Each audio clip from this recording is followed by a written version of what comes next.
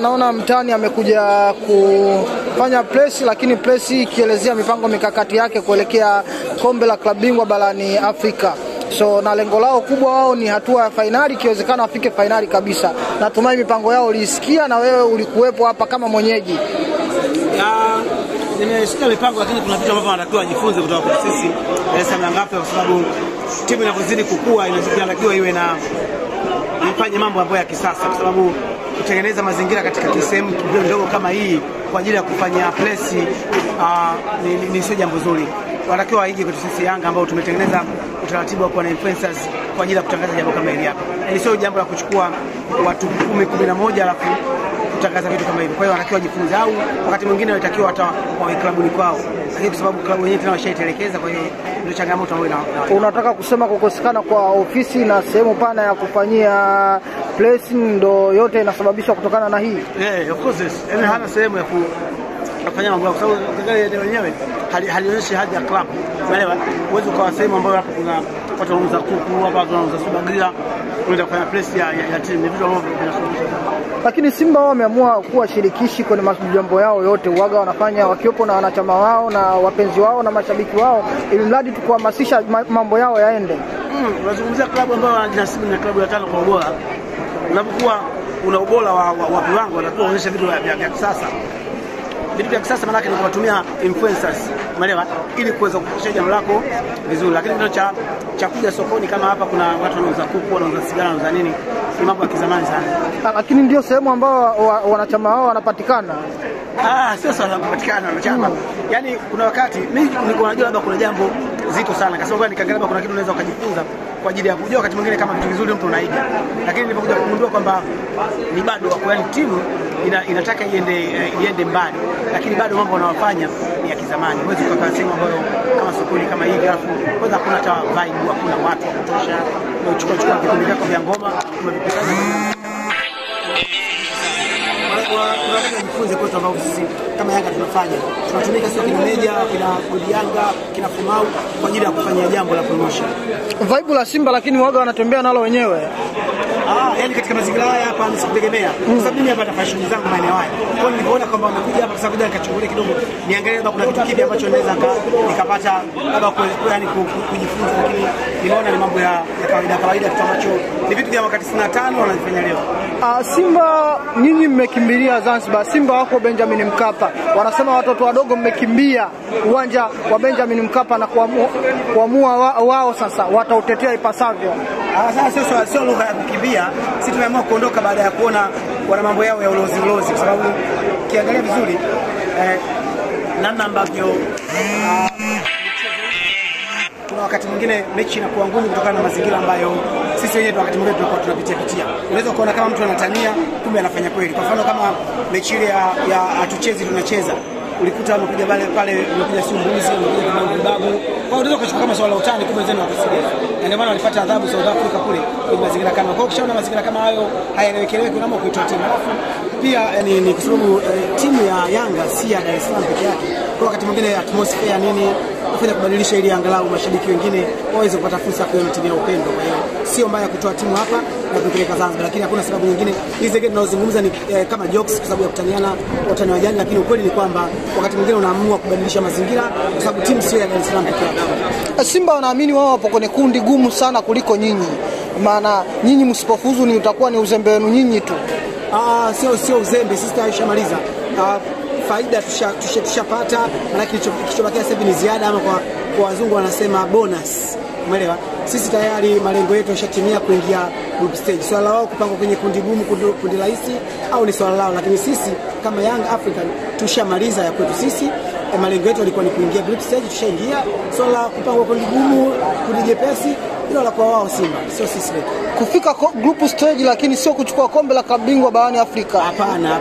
Kwa malengo yetu kwenye msimu. Baadaye tutaenda taratibu. Tukitoka hapo tutaenda hatua ya robo, baadaye nusu, tutaenda finali. Hivi vitu sio vya kuota tu, kudanganya watu. Umeelewa?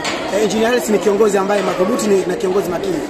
Unapokaa hadharani unaangalia uzito wa kikosi, investment ya kikosi, unagundua kwamba hapa natakiwa nifikie hatua hii ili mwakani pengine niongeze investment ili niweze kuwa na ushindani zaidi. Kwa hiyo mimi binafsi kwenye uongozi wa Yanga hakuna ninachokidai.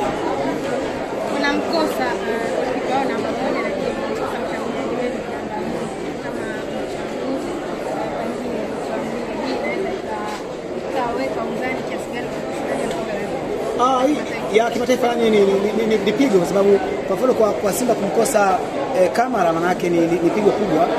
Yeye ndio golikipa namba 1 na katika kukompiti ukilinganisha labda unalinganisha na Diarra ndio ambao viwango vinakaribiana.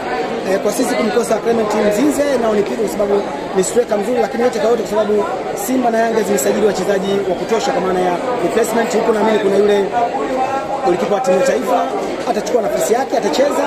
Huku sisi kuna Prince Dube, kuna Boyeli watacheza, wala hakuna shida yote, japokuwa ni pigo kwa sababu unapokosa wachezaji wako na wategemezi, maana timu inakuwa haina shape ile ambayo imezoeleka. Ukimwangalia golikipa huyu ambaye wa Simba juzi amefungwa goli ambalo mashabiki walio wengi sasa kama wameanza kuonekana hivyo kama wanakata tamaa kutokana na uwezo wake.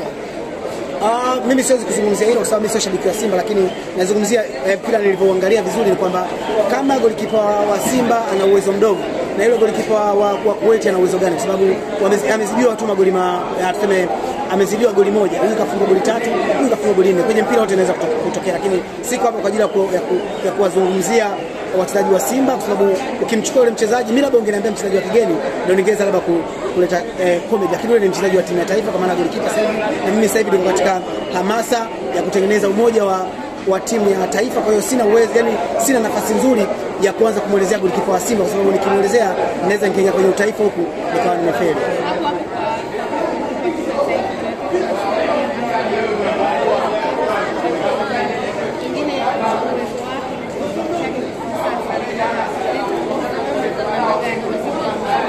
Hofu unaweza ukaipata kwa namna moja, lakini vizuri ni kwamba sasa hivi alipotoka JKT na sasa hivi alivyo angalau anaimarika kidogo, na naamini kwa sababu anapata mechi nyingi, na hapa kwa sasa hivi anaonekana Simba unaweza ukamwamini kwenye hizo mechi kadhaa.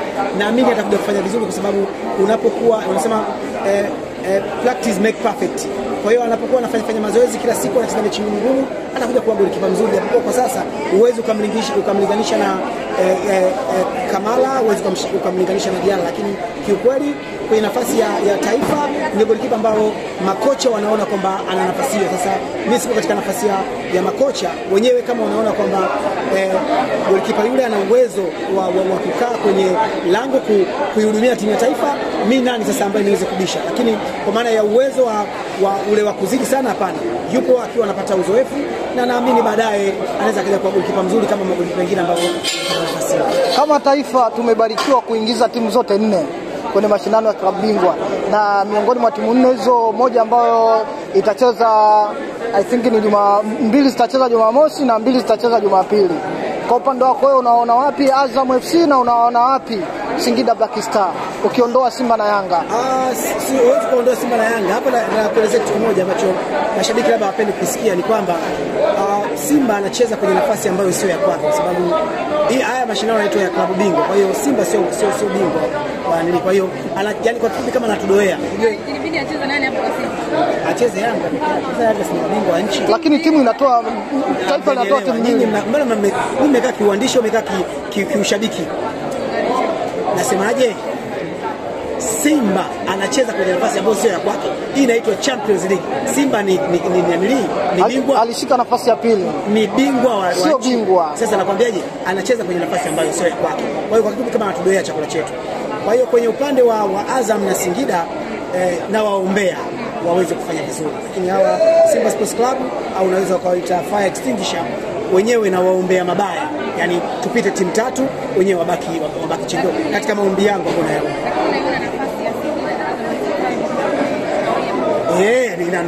Naona kwa nini sione? Ni timu ambazo mimi nazishabikia.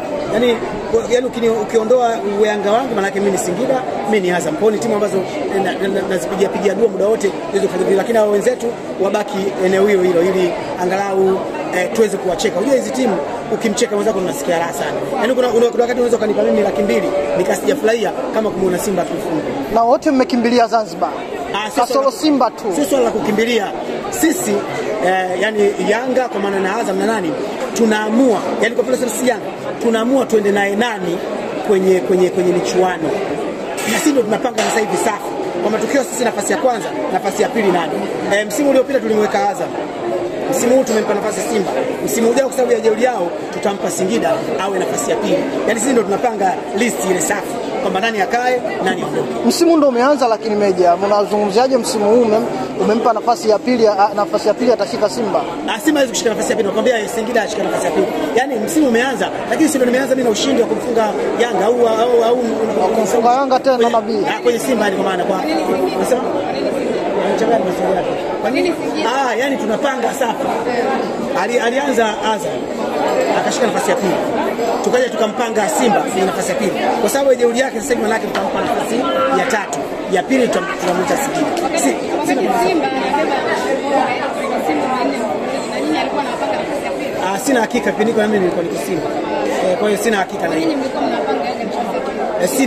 Sina hakika na hiyo, siwezi kuzungumzia vizuri, lakini sasa hivi nazungumza kwenye upande wa kama nikiwa Yanga nasemaje, tunawapanga safi kwamba huyu nani akae nani aondoke. Turudi hapa kwenye sakata zima la Clement Mzize baada ya kuonekana yupo injury na kufanyia operation, lakini tumeona jana akianza mazoezi mepesi ya haraka sana, tumeona video zikianza kutoka. Maana yake kwamba inaonekana ni mapema sana atarudi kuliko ilivyotegemewa. Wakati mwingine hiyo inaitwa danganya toto, kutishatisha watu. Kwenye swala la mpira wa miguu unaweza ukarudi kutoka kwenye majeraha lakini usipate nafasi. Kuna Yao Kwasi amerudi na ukimwangalia amepona, lakini hapati nafasi kwa sababu kutoka kwenye majeraha moja kwa moja kuja kuingia kwenye kikosi si vitu vya kimpira vya kitaalamu sana. Kwa hiyo wakati mwingine ni kuatisha wapinzani, kuatisha na hawa nguvu mbili, kwa sababu nadhani mwezi Desemba ndio kutana nao kwenye mechi, lakini kuna wakati wanatakiwa nguvu mbili uatishe wakosi amani.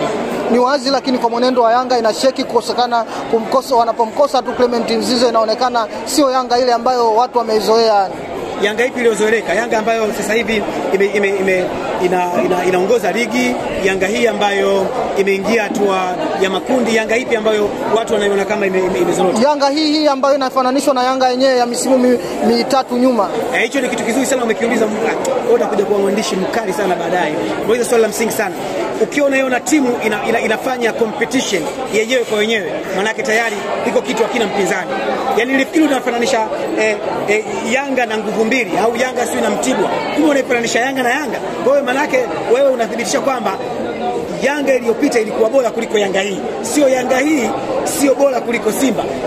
Maana yake kama sisi wenyewe tumepungua ubora ndani kwa ndani, ni jambo zuri sisi wenyewe. Kwa hiyo mpaka sasa hivi hatuna mshindani wa kushindana naye, tunashindana wenyewe kwa wenyewe. Na katika masuala ya mpira huwezi kuwa bora kila siku, lakini tunajishangaa sisi Yanga kwa nini tunafananishwa na Yanga wenyewe, hatufananishwi na timu nyingine kwa Tanzania.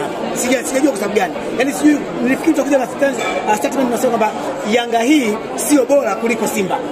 Labda nifikirie, lakini unasema Yanga hii sio bora kuliko Yanga iliyopita. Maana sisi kwa sisi wenyewe, maana tunajifanyia upinzani wenyewe kwa wenyewe. Maana huku nje tena pamoja na kushuka viwango kama ambavyo umeuliza, maana bado hakuna wa kutuzuia. Sasa kama je tukipanda, maana tumeshuka kiwango tu, lakini mtani tumefunga goli moja mechi ya